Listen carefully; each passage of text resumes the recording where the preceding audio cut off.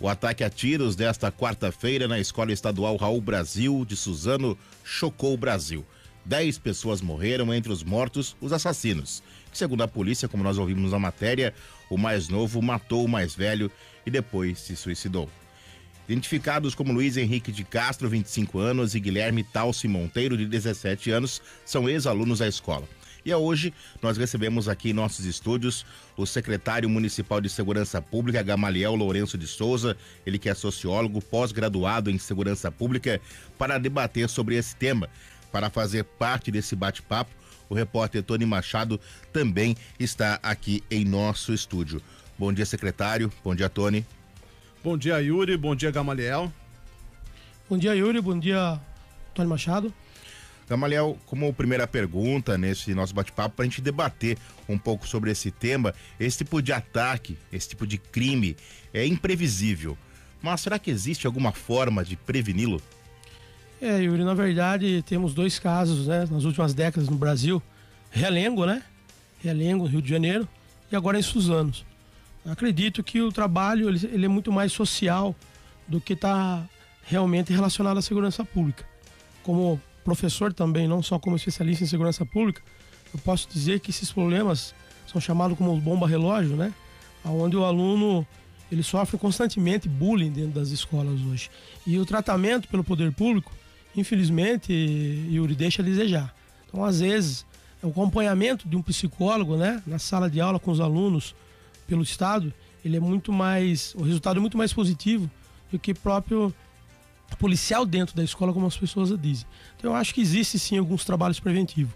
Tem que estar filtrando, né, o poder público do Estado tem que estar acompanhando mais as escolas estaduais, falando mais com os professores, valorizando mais os professores, preparando mais os professores e posteriormente os diretores também. Gamaliel, o que chocou muito nesse fato foram de serem 2 ex-alunos, não por serem alunos, mas sim por serem 2 pessoas, já que normalmente nesse tipo de ataque, nesse tipo de tragédia, a gente costuma ver uma única só pessoa. O que você tem para comentar sobre isso? É um trabalho planejado, um trabalho preventivo, né, Tony? A gente costuma dizer que o ladrão, o marginal, a ação dele é subtrair algo material, né? E nós, na segurança pública, ficamos voltados a isso, né? Em relação ao trabalho da segurança. E esse tipo de situação, esse fato isolado, falo fato isolado porque nós não temos esses fatos todos os dias, né? Não é normal em nosso país ter esse movimento, Tony, né? Então é um trabalho realmente manipulado antes, e a diferença de idades que chama atenção também. O menino de 17 anos que coordena uma ação junto com um adolescente não, um homem já de 25 anos. São ambos ex-alunos da escola, né? E já planejando esse ataque, que poderia, como o nosso secretário Camilo disse, poderia ser até maior, né? A massa, né? Eles planejavam, no mesmo tempo, fazer esse número de pessoas fatais maior. Então, realmente tem que ter um filtro, tem que ter, sim, o poder público, as escolas, principalmente, o Estado, filtrar mais a sala de aula, os alunos, acompanhar mais. Temos muita situação semelhante a esse caso de ontem. Você comentou, Gamaliel, sobre os outros casos, né? Esse ataque não é o único da história do país, ele é considerado um problema crescente nos Estados Unidos, onde esse tipo de crime já aconteceu, pelo menos aqui no Brasil, outras 8 vezes, né? O episódio mais recente foi, como você disse, teve Realengo, teve também em Medianeira, lá no Paraná, onde um adolescente de 15 anos entrou armado, atirou contra os colegas de classe, 2 alunos ficaram feridos. Também em Janaúba, tivemos em Goiânia, João Pessoa, São Caetano do Sul, o caso de Realengo. Agora, a questão é a seguinte, né? Quem pode ser responsabilizado numa situação como essa? Yuri, eu acredito que seja a família, porque o filho nosso, ele é acompanhado, né, desde criança até então, no Fundamental 1, depois Fundamental 2 e sim depois o ensino médio. A criança, ela é, no Brasil, né, em maioria dos lugares do mundo, ela é educada em casa. A função e objetivo da escola, do poder público, é passar conhecimento para os nossos filhos, né? E esse problema social, eu digo mais social do que segurança pública, porque, infelizmente, a família hoje está deixando a desejar no seu acompanhamento com seus filhos, nesse monitoramento. Nossos filhos têm acesso hoje, na última década, em relação à tecnologia, muito rápido, celulares, né? Já é um pouco até cultura no Brasil, uma criança de 2, 3 anos brincar nas redes sociais no celular, que eu acho errado. Então, eu acredito que a maior falha mesmo, realmente, é a família, Yuri. Se a família acompanhar mais, né, tiver esse monitoramento dos pais, da família, em relação ao menor, a probabilidade de acontecer isso é menor. Gamaliel, como você falou, falta um pouco de acompanhamento. Na verdade, o que está faltando? Falta um pouco de política pública para os jovens, porque a gente vê que eram 2 ex-alunos, os assassinos dessa escola, um de 17 e outro de 25 anos. Falta um apoio para esses jovens? Quando eu falo, Tony, que o maior problema, né, tá na família, eu não falo que é só na família, né? A família, ela faz parte, na minha opinião, como primeiro escalão de monitorar esse jovem, essa criança, esse adolescente posteriormente. Mas também temos o poder público, que é o governo, né? A política, sim, ela influencia diretamente também. Por quê?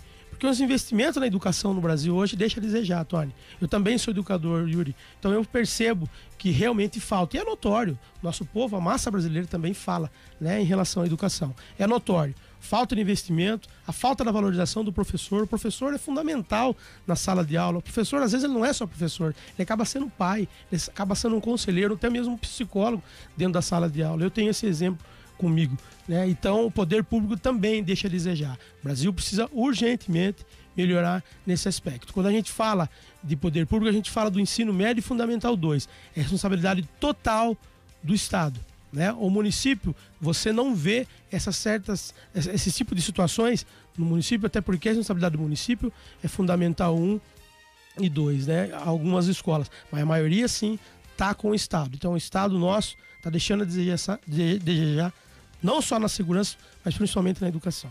Agora, Gamaliel, uma questão, como secretário de segurança, pós-graduado em segurança e também professor, qual é a orientação para os alunos, professores, funcionários de escolas e até mesmo, de uma forma geral, de repartições públicas ou até privadas? Como uma situação como essa, como evitar, o que fazer num caso? Como a gente ouviu vários relatos, as pessoas se confundiram com bombinhas, não sabiam bem o que era, então não sabia o que fazer. Estou ouvindo uns estalos, não sei se é tiro, existe forma de diferenciar, mas nesse momento, aquela pessoa que está envolvida na ação, o que ela deve fazer? A princípio, Yuri, nós temos que começar a adotar algumas medidas como os Estados Unidos têm.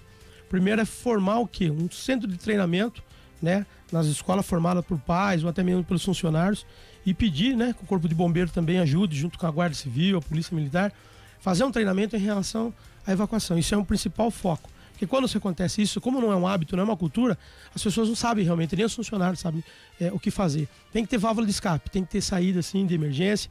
E o principal foco também é o trabalho de monitoramento, né? As escolas hoje do Estado não têm, o Estado não fornece. Nós temos o exemplo aqui do Padre Carreto, tem um monitoramento, onde a competência do diretor Justo Pereira, que se organizou, né, com os pais, com eventos dentro da escola, e fez e criou um monitoramento dentro da escola, que é de extrema importância. Por que eu falo monitoramento?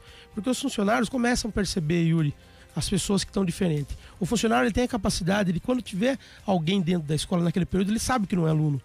Os funcionários, os inspetores, coordenadores conhecem os alunos. É que esse é o mesmo caso quando a polícia faz o patrulhamento a pé em determinados bairros em São Paulo, é sempre o mesmo policial que conhece já os moradores.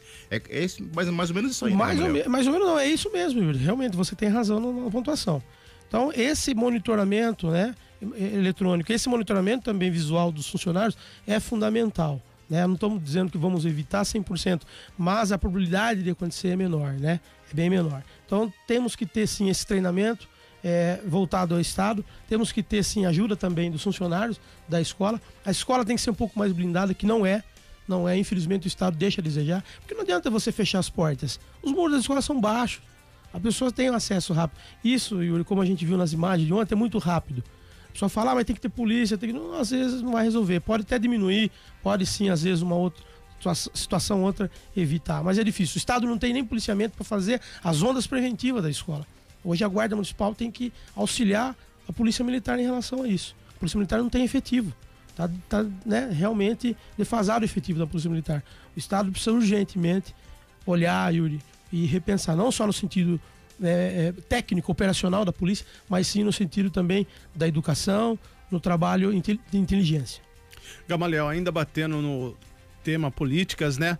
Agora, essas políticas, elas devem ser isoladas, assim, vamos dizer assim, investe em educação, separadamente da segurança, separadamente de cultura, tudo não faz parte de uma coisa só?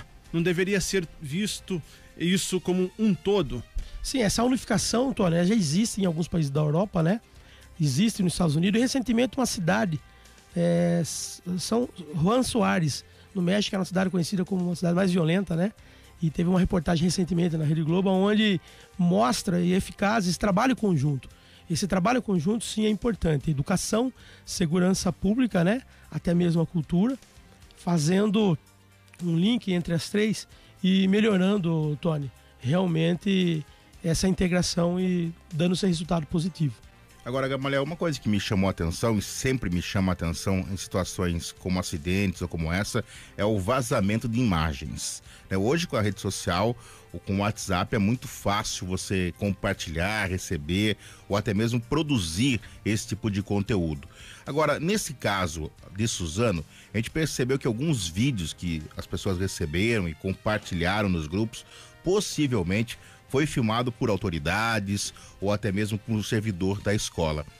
O que falar dessa questão, desses vazamentos, que geralmente sempre acontece? Tem um caso, você percebe que as imagens que foram feitas dentro da escola, onde mostram os corpos, a pessoa falando ali, é de alguém que poderia estar lá porque cruzou com a força policial e ninguém fez nada. O que você tem a dizer sobre esse vazamento de imagens, que acontece de uma forma geral? Yuri, na verdade, realmente é uma falha, né? Porque quando você tem uma situação de um crime relacionado semelhante ao que aconteceu ontem, principalmente dentro de uma escola, o foco principal é você isolar o perímetro, primeiro de tudo. Evacuar os alunos e isolar o perímetro. Quem faz esse isolamento? A Polícia Militar, a Guarda Civil apoiando também, né, no lado externo, interno a Polícia Militar. E posteriormente chegando a Polícia Civil também mais ainda. Mas é muito rápido, Yuri. A tecnologia ela também é rápida, né? Mas eu posso afirmar que é uma falha. Existe o profissional de segurança ali dentro, ele deve coibir, deve inibir essas ações, até porque são imagens, às vezes, que a família vai estar compartilhando e é muito forte. Então, realmente, é difícil controlar. Por que eu também acho difícil? Porque não existe um fator de treinamento em relação a isso. Como eu disse anterior, não é normal, não é cultura acontecer isso nas escolas estaduais nossa do Brasil, né? Então, e voltando também à pergunta do Tony em relação ao trabalho conjunto, Capivari tem um exemplo, Yuri, viu, Tony? Tem um exemplo em relação ao trabalho conjunto, o PROMADE. O Programa Municipal Antidrogas é feito entre a parceria da Segurança Pública, da Guarda, né? São guardas municipais até as escolas, e a parceria da Educação, que é fornecido material pedagógico. Então, esse material não só fala de drogas, mas também fala de bullying. E são preparados também esses guardas dentro dessas ações. O município nosso tem esse trabalho hoje. Então, eu acredito que o Estado ele consegue também fazer. Se nós, municípios, conseguimos, o Estado também consegue. Queria agradecer aqui a sua presença, também a presença do Tony nesse bate-papo, né, Tony? Exato, obrigado, Yuri, pelo espaço, obrigado ao secretário aí, Gamaliel, por atender prontamente ao nosso pedido para vir debater esse assunto aí que causou transtorno e também medo a toda a população no dia de ontem, né, Yuri? Exatamente. Mais um desse tipo de crime que choca não só o Brasil, mas o mundo todo, porque isso aí repercutiu, claro, internacionalmente, e isso vem acontecendo, como nós falamos aqui já algumas vezes, aqui no Brasil, pelo menos nos últimos anos aí, 8 vezes já aconteceu. Gamaliel, muito obrigado pela sua presença, um bom dia. Obrigado, Tony Machado, pela oportunidade, pelo convite, obrigado, Yuri, e a gente está à disposição assim que precisar e for. Nós recebemos aqui nos nossos estúdios o secretário municipal de Segurança Pública, Gamaliel Lourenço de Souza, ele que é sociólogo, professor e pós-graduado em Segurança Pública, para debater este caso de Suzano.